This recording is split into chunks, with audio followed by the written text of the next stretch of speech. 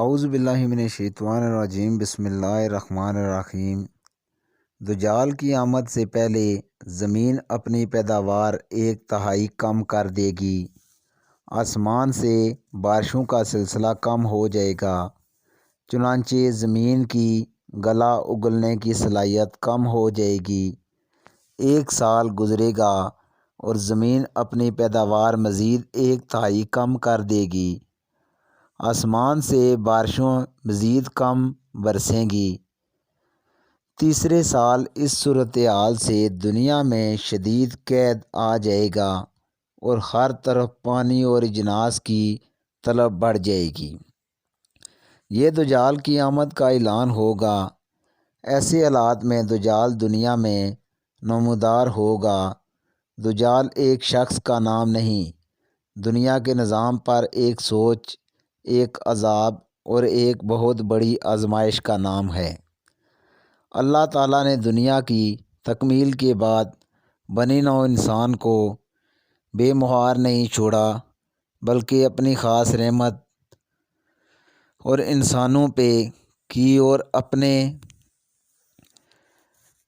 نیک بندوں یعنی رسولوں کے ذریعے سے مسلمانوں کو ہدایت کا سلسلہ جاری رکھا تھا۔ جس قوم نے اطاعت کی وہ کامیاب ہوا اور جنہوں نے خواہش نفس کی پیروی کی عذاب کا شکار ہوا۔ دجال کے خروج سے قبل اس کے لیے راہ ہموار کرنے کا سلسلہ یہود و نصارہ کی کوشش سے جاری ہے۔ دجال کو اللہ تعالیٰ بہت زیادہ قوت عطا فرمائیں گے۔ یہ دنیا کے تمام وسائل پر اس وقت قابض ہوگا جب دنیا شدید قحط کی لپیٹ میں ہوگی اور یہ ساری دنیا کے ارد گرد اپنی جدید سواری میں چکر لگائے گا۔ دجال دنیا پر 40 دن قیام کرے گا۔ پہلا دن 1 سال کے برابر ہوگا، دوسرا 1 ماہ کے برابر اور تیسرا دن 1 ہفتے کے برابر ہوگا۔ باقی دن عام دنوں کی مثل ہوں گے۔ اس کی ایک آنکھ ہوگی، پیشانی پہ کفر یا کافر لکھا ہوگا، جسے ایمان والا پڑھ سکے گا۔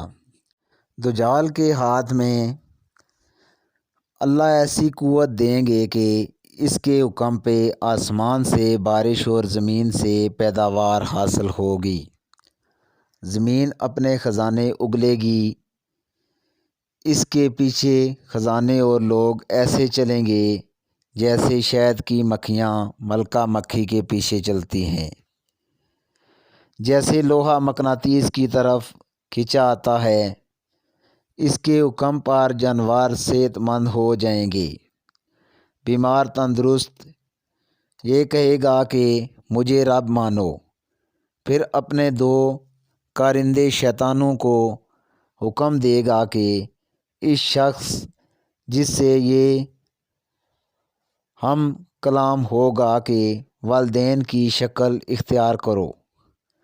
اب اس آدمی سے کہے گا مجھے رب مانو، میں تمہارے مردہ والدین کو زندہ کر سکتا ہوں، اور اپنے شیطانی شعبدے کے ذریعے نقلی والدین پیش کر دے گا۔ کمزور ایمان والے اس کی باتوں میں آ جائیں گے، جبکہ پختہ ایمان والے کہے گا کہ کانا دجال ہے، جس پر اس کو اس چیر دے گا۔ یہ آدمی کو قتل کر کے بعد دوبارہ زندہ کر دے گا اور کہے گا تیرا رب ہوں۔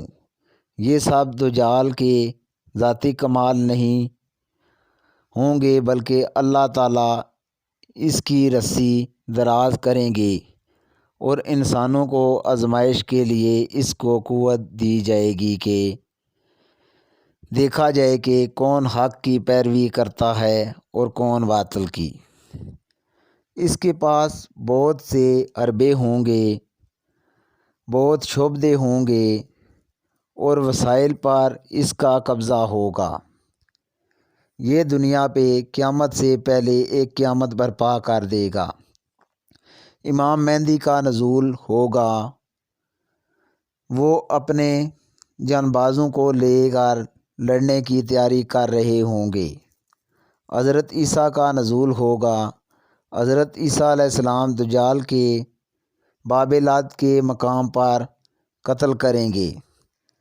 اس وقت دجال کے ساتھ 70,000 یہودیوں کی جماعت ہوگی۔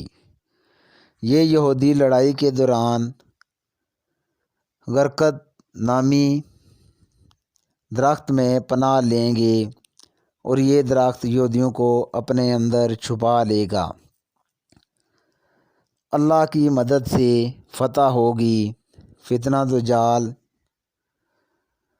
آدم سے قیامت تک کی سب سے بڑی اور بولناک آزمائش ہے۔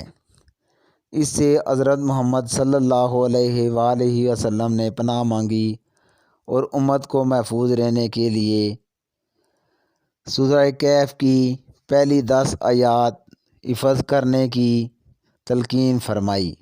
اللہ مجھے، آپ سب کو اور ہماری آنے والی نسلوں کو اس سے محفوظ رکھے، آمین۔ آج کا واقعہ اتنا ہی دوستو، اجازت دیجیے، اللہ حافظ۔